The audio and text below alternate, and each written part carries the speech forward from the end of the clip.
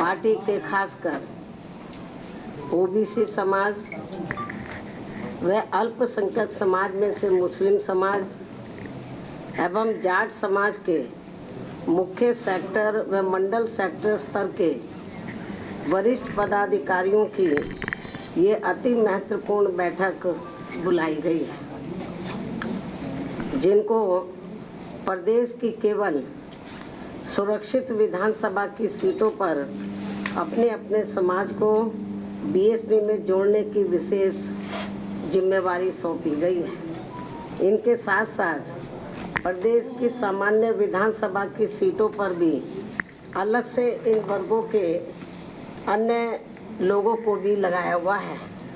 जिनकी मैं पिछले महीने समीक्षा कर चुकी हूँ। लेकिन आज ऐसी विधानसभा की सीटों पर लगे जिन पदाधिकारियों को बुलाया गया है, ये सभी पदाधिकारी पिछले कई महीनों से अपने अपने क्षेत्र में इस कार्य में पूरे जी जान से लगे हैं और आज मेरे खुद के द्वारा इनके कार्यों की गहन समीक्षा करने के लिए ही इन्हें प्रदेश कार्यालय लखनऊ में बुलाया गया है। वैसे आप लोगों को ओबीसी वर्गों के बारे में ये मालूम होना चाहिए कि आज यूपी सहित पूरे देश में अति पिछड़े वर्गों के लोगों को विशेषकर शिक्षा एवं सरकारी नौकरियों आदि में जो इन्हें आरक्षण संबंधी सुविधाएं मिली हैं, तो ये सब वास्तव में पूरी की पूरी देन देश के करोड़ों दलितों, आदिवासियों एवं अन्य पिछड़े वर्गों के मसीहा व भारतीय संविधान के मूल निर्माता परम पूज्य बाबा साहब डॉक्टर भीमराव अंबेडकर की ही है, जिनकी कृपा से ही संविधान में अनुच्छेद 340 के तहत इनको ये सुविधा देने के लिए तब फिर कमीशन बना। लेकिन इस मामले में अति दुख की बात ये भी रही है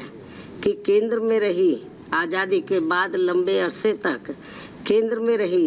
कांग्रेसी सरकार के समय में ही मंडल कमीशन की रिपोर्ट आने के बावजूद भी इस पार्टी की सरकार ने इसे लागू नहीं किया था, जिसे फिर बीएसपी ने ही अपने अथक प्रयासों से केंद्र में रही श्री बीपी सिंह की सरकार से लागू करवाया था और तब फिर जाकर देश में ओबीसी वर्गों के लोगों को दलितों व आदिवासियों की तरह इन्हें भी काफ़ी कुछ ये आरक्षण की सुविधा मिली है, जिससे अब केंद्र व राज्यों की भी जातिवादी सरकारें इनके आरक्षण को आए दिन नए नए नियम व कानून आदि बना के तथा कोर्ट कचहरी आदि का भी सहारा लेकर प्रभावहीन बनाने में लगी है। यही हाल हमें यहाँ इन वर्गों का यूपी में भी देखने के लिए मिल रहा है। इसके साथ साथ पूरे देश में दलितों, आदिवासियों व अन्य पिछड़े वर्गों के लोगों के साथ हर स्तर पर हो रही जुल्म जाति भी अभी तक पूरे तौर से बंद नहीं हुई है। इसके अलावा ओबीसी समाज की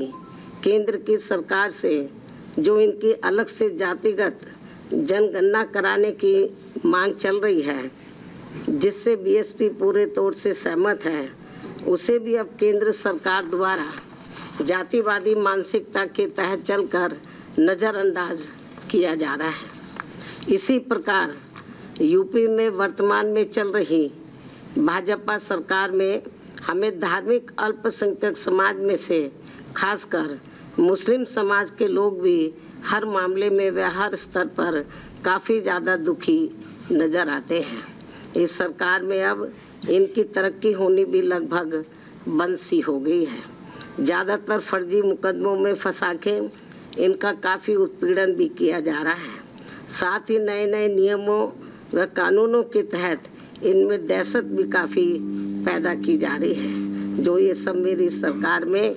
कतई भी नहीं हुआ है। ये बात भी सर्वविदित है। लेकिन इससे बीजेपी का इनके प्रति सोतेला रवैया भी साफ नज़र आता है।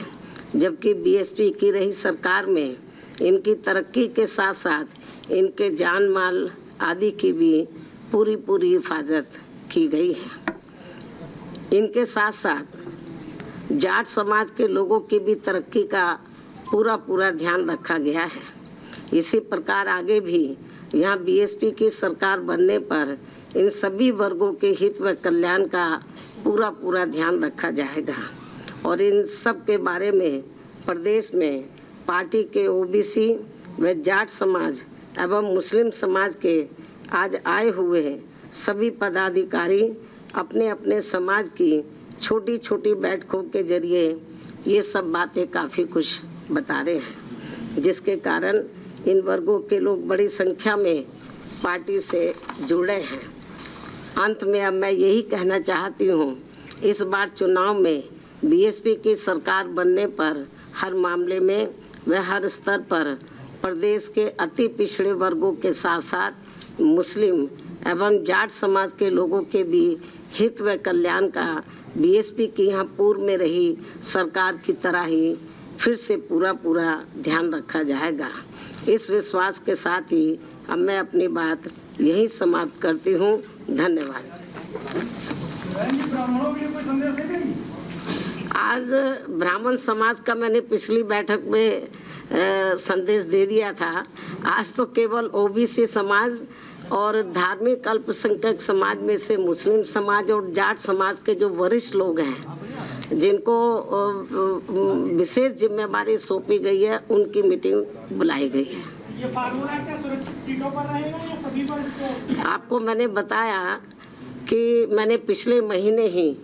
ओबीसी समाज के और धार्मिक अल्पसंख्यक समाज में से मुस्लिम समाज के